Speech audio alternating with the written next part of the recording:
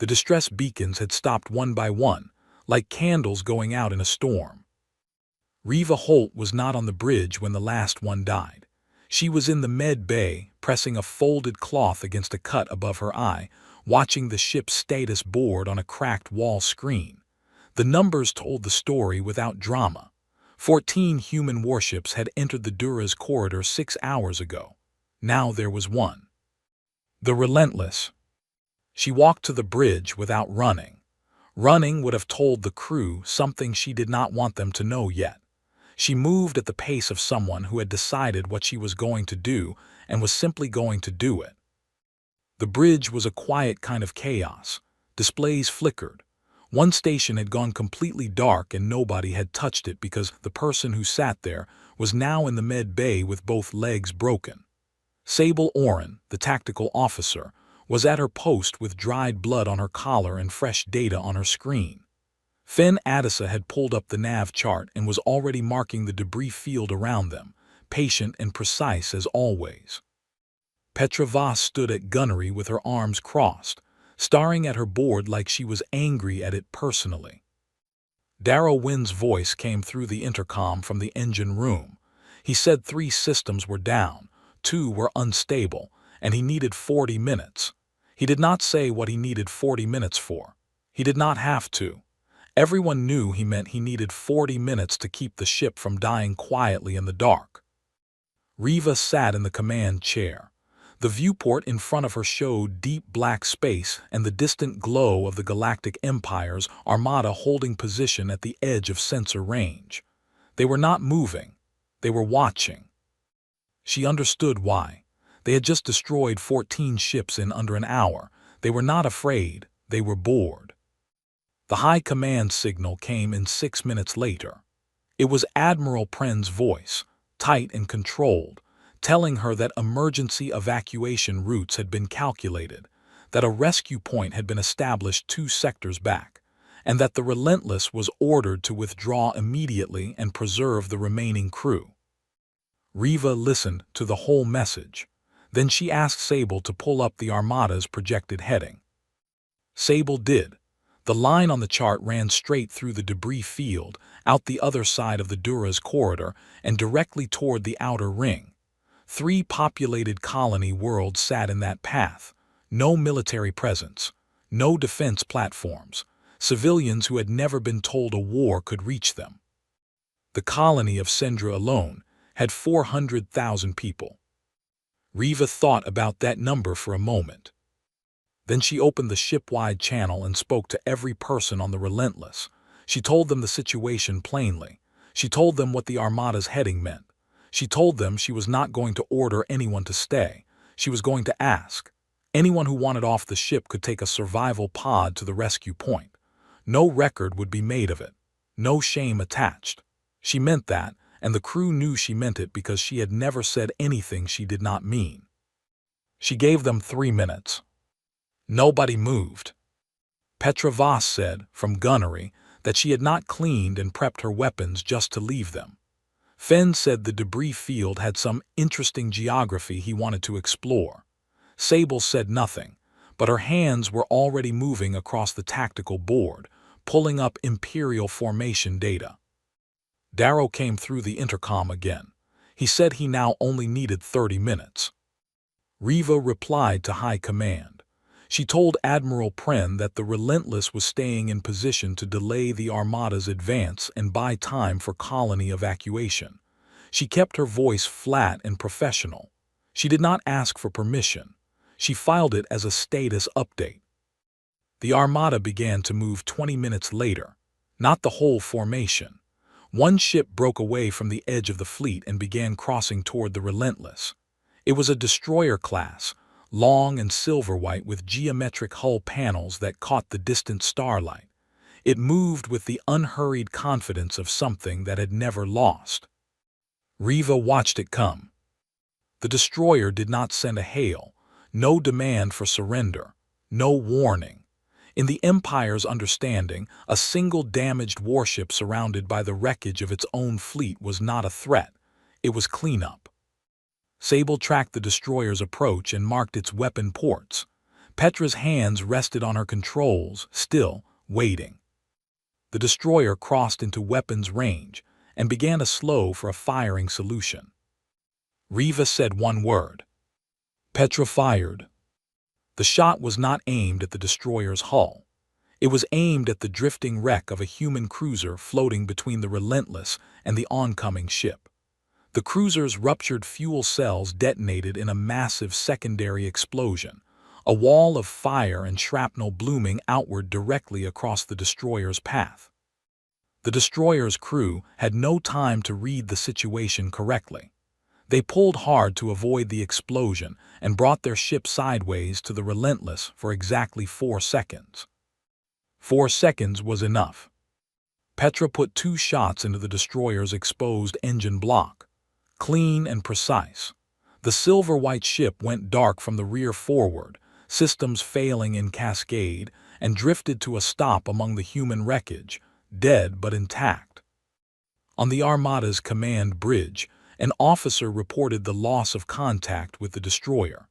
Admiral Uskareth looked at the display for a moment. Then he sent 3 more ships. He was still not worried. He would be. The 3 ships came in a triangle formation. It was a standard Imperial approach pattern, designed so that the target was always in at least 2 firing lines no matter which direction it moved. It had worked for 200 years across 43 different species. The pattern existed because the Empire had never needed a different one. Sable Oren stared at the formation on her display and said quietly that it was almost beautiful. Then she said she knew how to break it. Riva told her to talk. Sable explained while her fingers moved across the board. The triangle formation depended on the target behaving like a target. It needed the enemy to react to the ships, to move in response to them, to let the formation control the geometry of the fight. If the Relentless stopped reacting and started acting, the formation became a liability. 3 ships coordinating required communication. Communication took time. Humans, Sable said, could make decisions faster than the Empire's ships could relay orders between each other. Riva asked how she knew that. Sable said she had been studying Imperial engagement records for 3 years, and the communication lag between ships in formation was never less than 4 seconds. She had been waiting for a chance to use that information. Petra from Gunnery said she wished Sable had mentioned this earlier. Sable said the earlier ships had not given her enough time. These 3 would. What happened next lasted 11 minutes and looked nothing like a battle. It looked like a controlled accident. The Relentless moved through the debris field in short, unpredictable bursts, never staying on one heading long enough for the triangle formation to lock a firing solution. Fen Addisa navigated by the map he had been building in his head since they arrived, threading the ship between dead hulls and spinning wreckage at distances that made the crew grip their stations. He did it without hesitation, without speaking, moving by instinct and the numbers he had memorized. The 3 Imperial ships could not fire. Every time they had a clear shot, the Relentless was already somewhere else, and whatever was in between them was debris that their sensors had to sort through before they could confirm a target. Meanwhile, Petra was firing, not at the ships, at the debris. She had worked out with Sable which wrecks were drifting in which directions and at what speed. She fired at specific points on those wrecks, small shots that altered their drift, nudging them into new paths. It was slow and it looked like nothing. A piece of broken hull spinning slightly faster, a dead engine pod changing its angle, an oxygen tank from a wrecked human frigate rolling sideways. By minute 7, the 3 Imperial ships were reacting to debris that was not drifting randomly. They were reacting to debris that had been aimed at them. The oxygen tank reached the nearest Imperial ship at minute 9. It was not an explosion. The tank vented against the ship's lower sensor array and coated it in frozen gas, blinding that section of the ship for 60 seconds. The ship's captain reported a sensor fault and pulled back half a length to recalibrate. That broke the triangle. The moment there was a gap, Sable marked it and Petra fired through it. 2 shots, both aimed at the drive systems of the rearmost ship in the formation. The ship did not explode. It lurched, lost thrust control, and began drifting sideways into the path of the ship to its left. That ship had to break formation to avoid a collision. The triangle was gone. 3 ships were now 3 individual problems trying to remember their training. The Relentless came around a broken hull the size of a city block and hit the nearest Imperial ship head-on with everything Petra had left in the forward array. The shot cracked the ship's forward shields and drove deep into its hull structure. The ship went into emergency shutdown, lights dying, crews surviving but going nowhere. The remaining 2 ships pulled back. They did not retreat completely. They held position at the edge of the debris field and sent a status signal back to the Armada. Riva watched the Armada on long-range sensors and saw the formation shift, ships moving, regrouping. Kareth was changing his approach. Down in the engine room, Darrow Wynn had solved 3 of his 5 problems and created a 4th one in the process. The 4th problem was that one of the power conduits he had rerouted was now running at a temperature that would cause it to fail within 2 hours. The solution required a part that did not exist on the Relentless. So Darrow had spent 40 minutes building a version of that part out of components from 2 other systems, neither of which were designed for this purpose. He reported this to Riva with the calm of a man describing the weather. She asked if it would hold. He said probably. She said that was good enough. Meanwhile, Ambassador Lyra Oss stood at a data terminal on the Imperial flagship and reviewed the engagement records from both encounters. She was not a military officer. She was a diplomat assigned to the Armada as a political observer. Nobody on the bridge spoke to her or looked at her. She was furniture to them. She watched the footage of the triangle formation breaking apart and made a note in her private log. She wrote that the human crew had not fought the formation. They had made the formation fight itself. She wrote that this was not instinct. This was knowledge. These humans understood Imperial doctrine well enough to use it against itself. She wrote one more line. She wrote, "They are not reacting to us. We are reacting to them." Then she closed her log and looked out the viewport at the debris field where the single dark ship was still moving, still alive, still waiting. She felt something she did not have a name for in the Imperial language. In her study of human records, she had found their word for it. The word was dread. Kareth sent 12 ships and did not watch them go. He was done watching. He had a war to run across 4 sectors, and one stubborn human vessel in a debris field was not a war. It was a nuisance. He gave the battle group commander, an officer named Dus, simple orders. Overwhelm the target with simultaneous fire from multiple angles. Do not use formation patterns. Do not give the humans a geometry to study. Just hit them from everywhere at once and be done with it. Dus acknowledged the order and took his 12 ships in. He was a careful officer. He spread his ships wide, a loose net rather than a tight formation, each vessel taking a different approach vector into the debris field. No triangle, no predictable pattern. He had read the engagement reports from the first 2 encounters and understood that patterns were dangerous against this enemy, so he removed the pattern. What he did not understand was that Fen Adisa had been mapping the debris field for hours.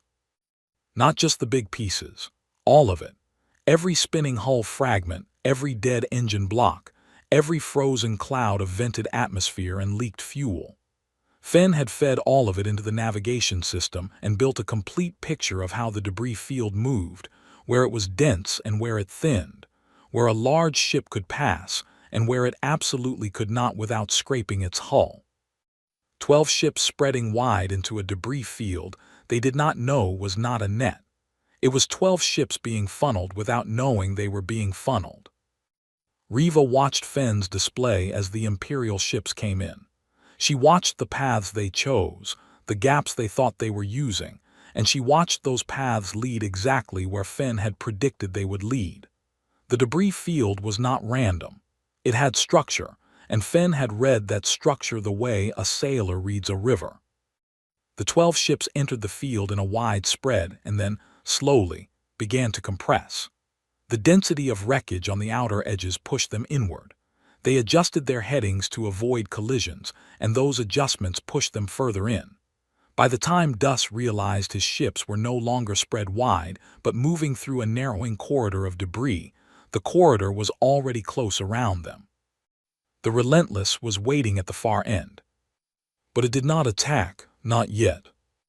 Sable had identified which of the 12 ships was carrying the battle group's command relay, the device that allowed Duss to coordinate simultaneous fire orders across all 12 ships. It was the 4th ship in the emerging column, slightly larger than the others, with a distinctive antenna array on its upper hull. Petra hit the antenna array with a single precise shot from maximum range. The shot was small. The damage looked minor, but Duss lost the ability to issue simultaneous fire commands. He could still talk to his ships. He just could not coordinate them to fire at the same moment.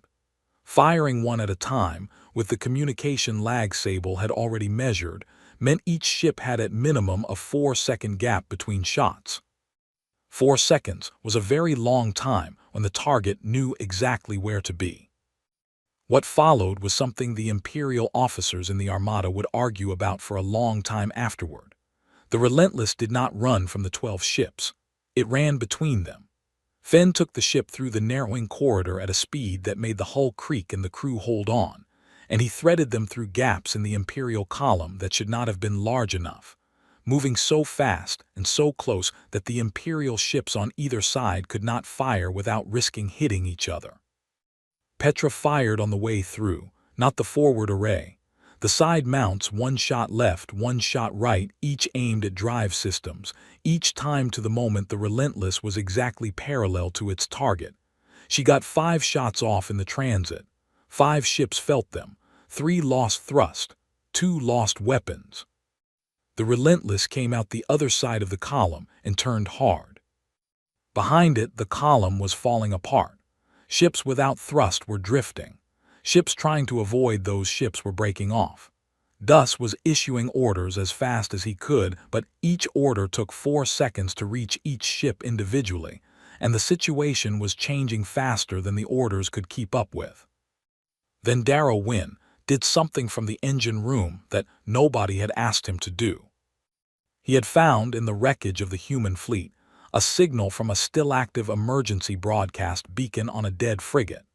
The beacon was automated, still cycling its distress call on standard Imperial emergency frequencies. Imperial ships were programmed to respond to those frequencies because the Empire had captured enough human ships over the years that their computers knew the codes. Darrow rerouted the beacon signal through the Relentless's communications array and broadcast it on a tight beam directly at the 4 Imperial ships that still had full function. The ship's computers flagged the signal as a collision warning originating from their own fleet's emergency system. All 4 ships braked hard. They did not collide with anything. There was nothing there. But in the 12 seconds it took their crews to understand that the warning was false, the Relentless had come around and Petra had fired 4 more times. The battle group was finished, not destroyed, broken. Drifting ships, confused crews, one furious commander trying to account for what had just happened to 12 warships sent to handle one.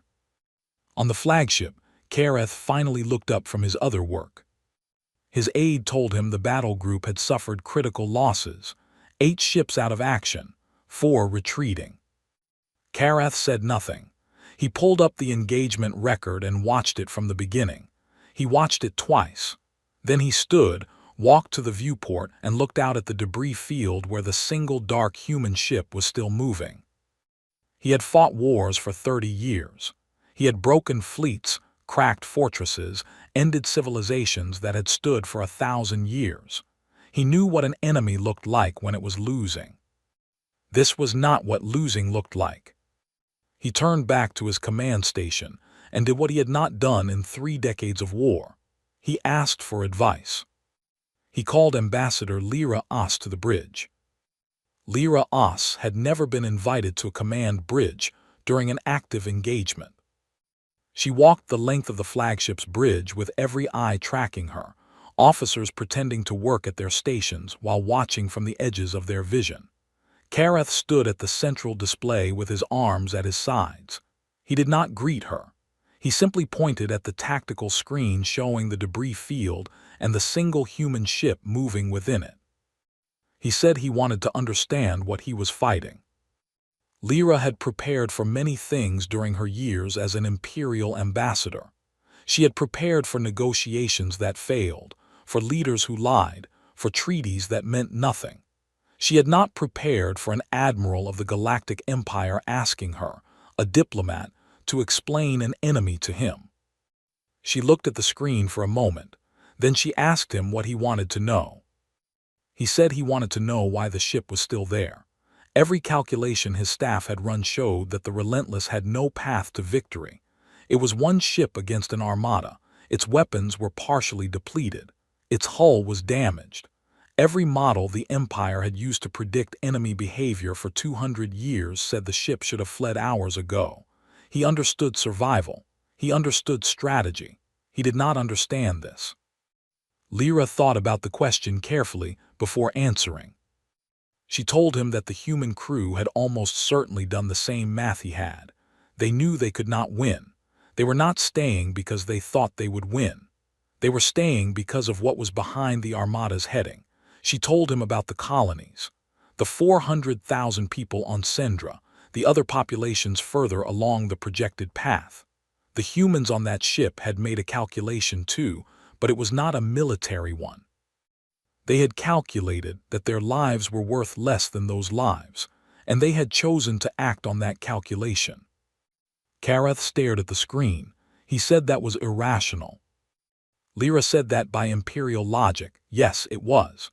By human logic she had come to understand, it was the most rational thing they could do. Humans had a word for it. Several words: duty, sacrifice.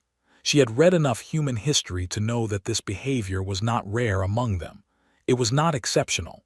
Their history was full of individuals and small groups who had stood against impossible numbers to buy time for others who would never know their names. Kareth asked why they would do that for strangers. Lyra said she had asked herself that question for 3 years. She had read human literature, studied their wars, analyzed their social structures. She believed the answer was that humans did not divide the world the way the Empire did.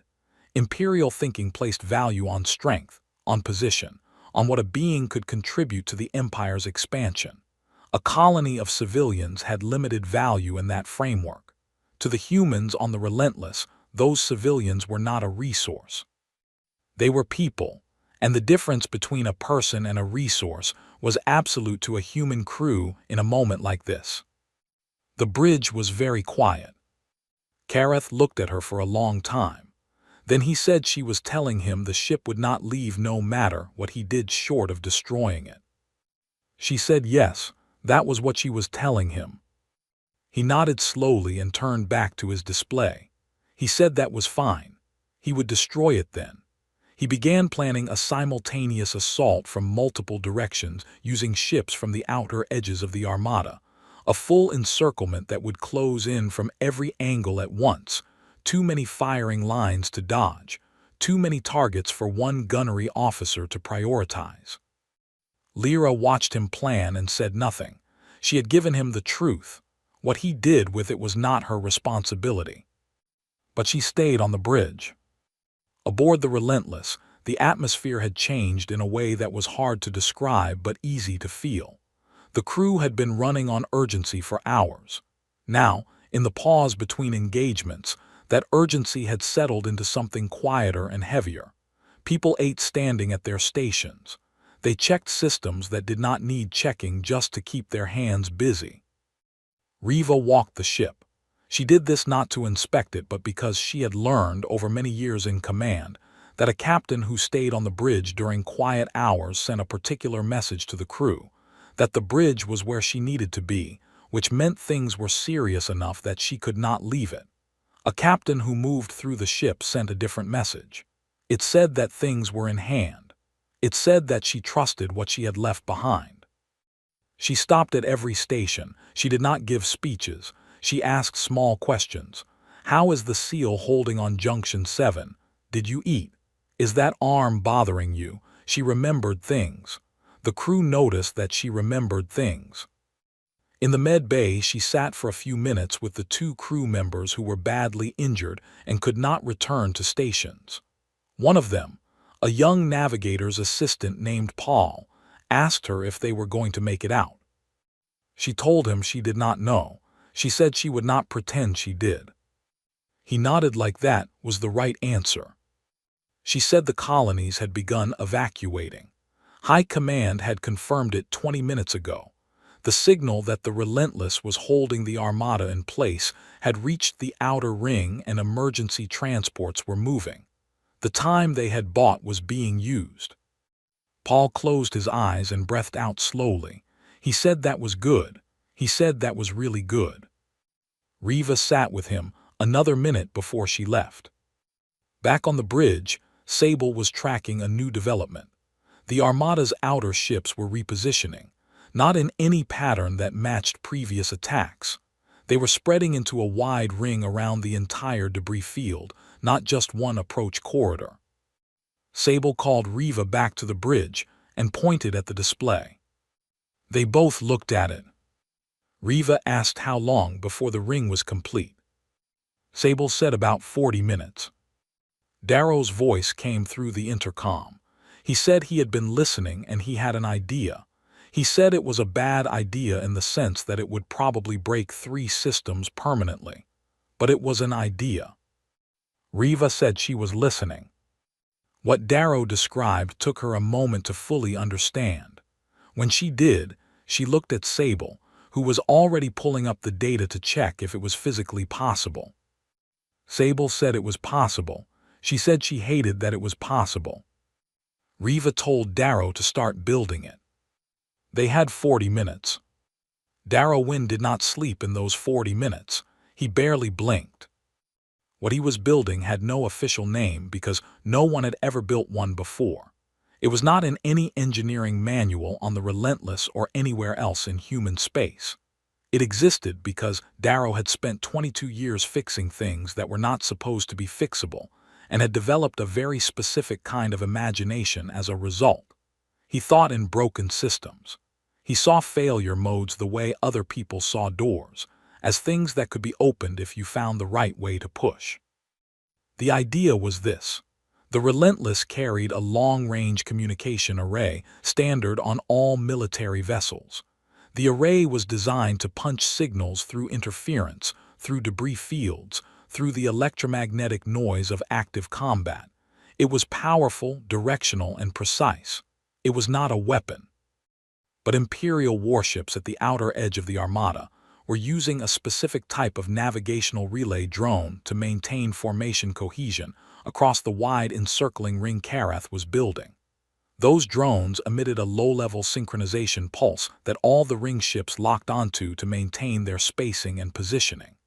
The pulse was encrypted, but the frequency was not hidden because there was no reason to hide it.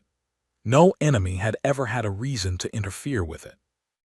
Darrow wanted to use the Relentless's communication array to flood that frequency with noise. Not enough to destroy the drones. Just enough to make every ship in the ring lose confidence in its positioning data for approximately 60 to 90 seconds. 60 to 90 seconds of a ring formation losing position confidence did not sound like much. But a ring formation closing on a target depended on every ship knowing exactly where every other ship was. If they lost that, they had 2 choices. Stop moving and recalibrate, or keep moving and risk collision with adjacent ships. The gap that would open on the side of the ring nearest the outer ring heading was the gap Fenn was going to take the Relentless through at full speed. Full speed for the Relentless, after everything Darrow had already asked of the engines, was going to be a problem. The power conduit he had repaired hours ago with improvised parts was holding, but it was holding badly. Full speed would push it past its limit. He told Riva this plainly. He said the conduit would likely fail during the run, which meant they would lose engine power on the starboard side mid-transit.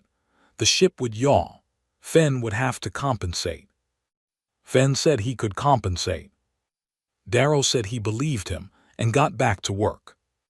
What Darrow did not tell Riva, because he did not want her to have to make a decision about it, was that the conduit running next to the one that would fail was the primary power feed to the med bay. If both conduits went, the med bay would lose power. The injured crew members in there, including Paul, were on equipment that needed power. Darrow had spent the last 20 minutes of his 40 minutes building a battery backup for the med bay from components he pulled from a secondary sensor array that they no longer needed because Sable had already extracted everything useful from it. The battery would run the med bay for 6 hours. It was not elegant. It was held in place with 3 clamps and a piece of structural tape. But it would work. He did not tell anyone he had built it. He just built it. The ring completed its formation with 4 minutes to spare on Sable's estimate. Kareth had done good work.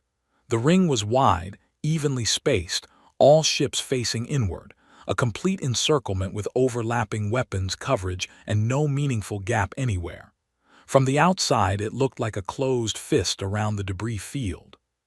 Sable looked at it and said it was very well designed. Petra said she was going to pretend she had not heard that.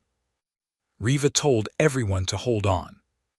Darrow activated the signal flood from the engine room the moment Riva gave the word.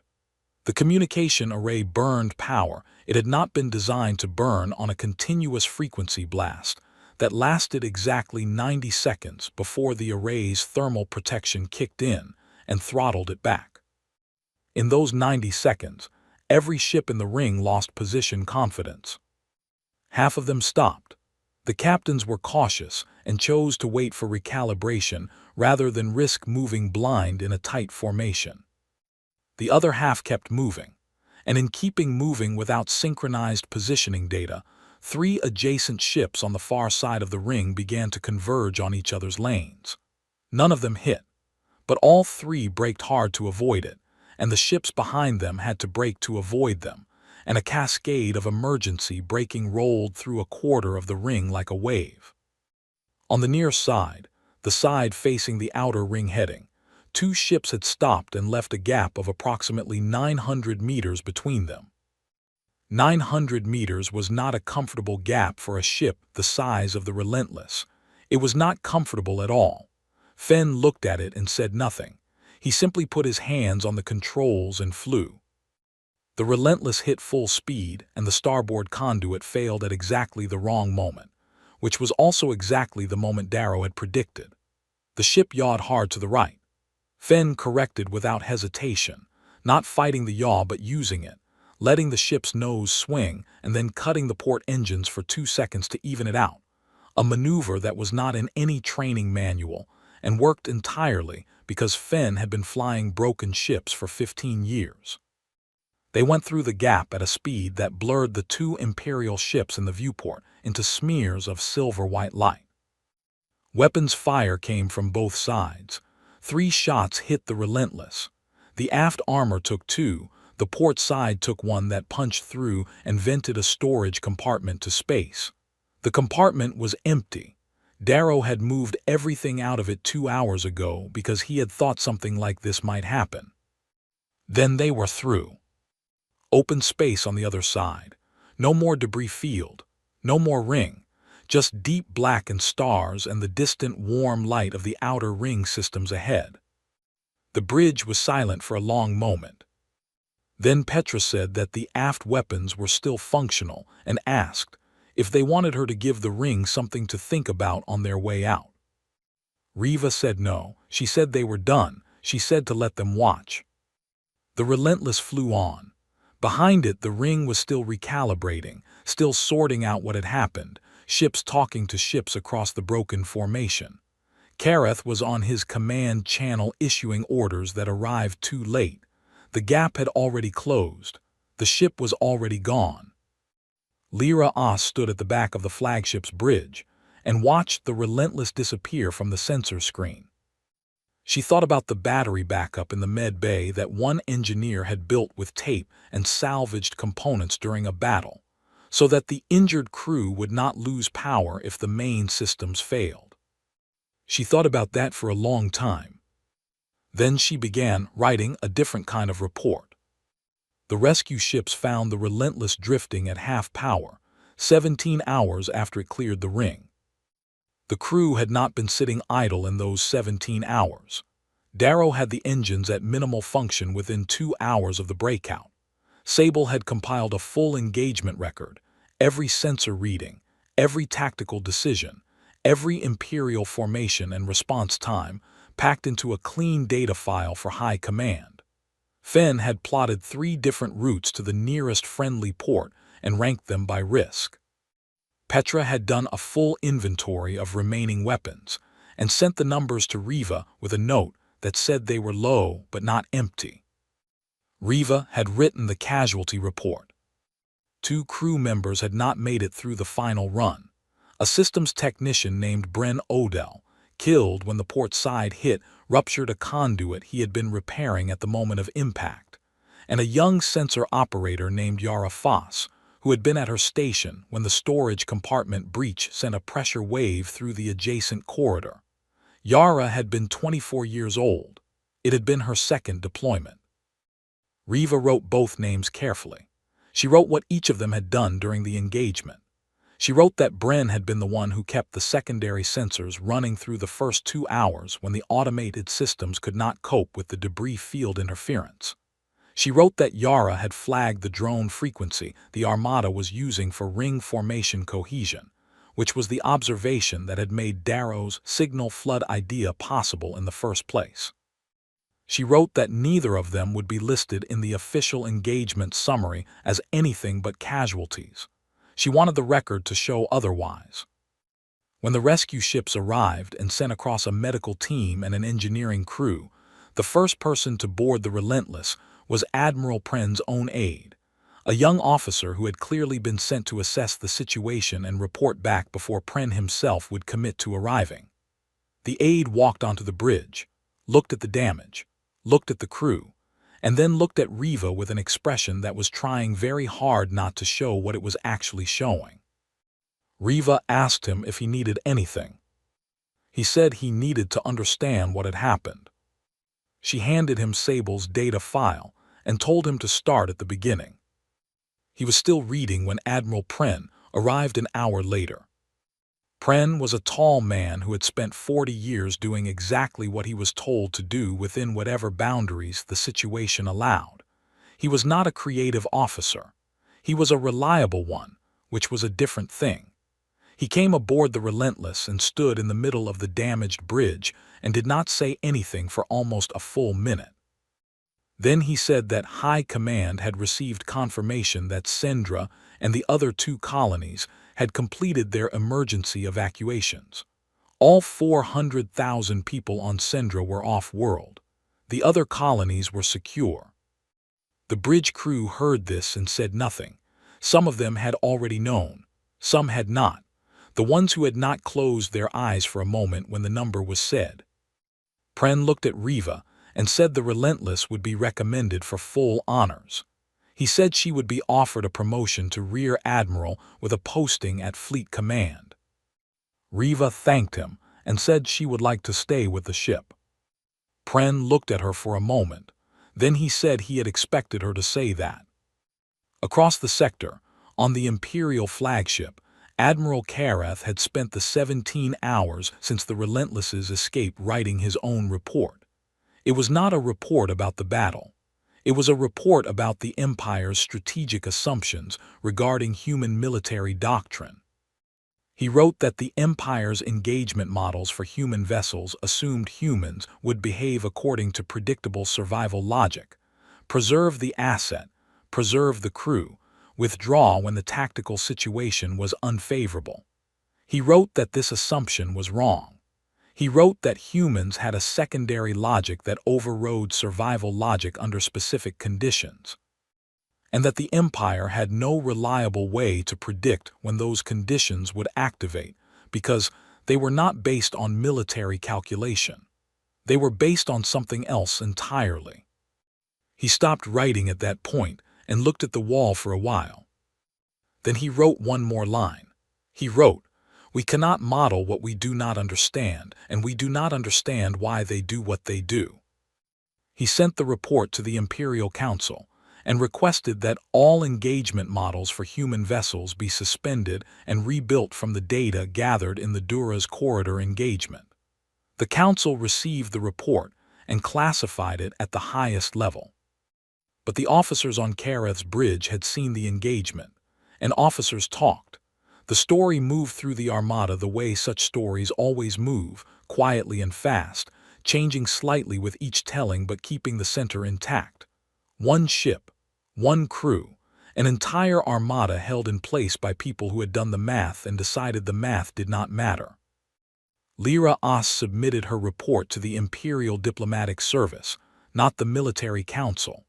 Her report did not discuss tactics or weapons or formations.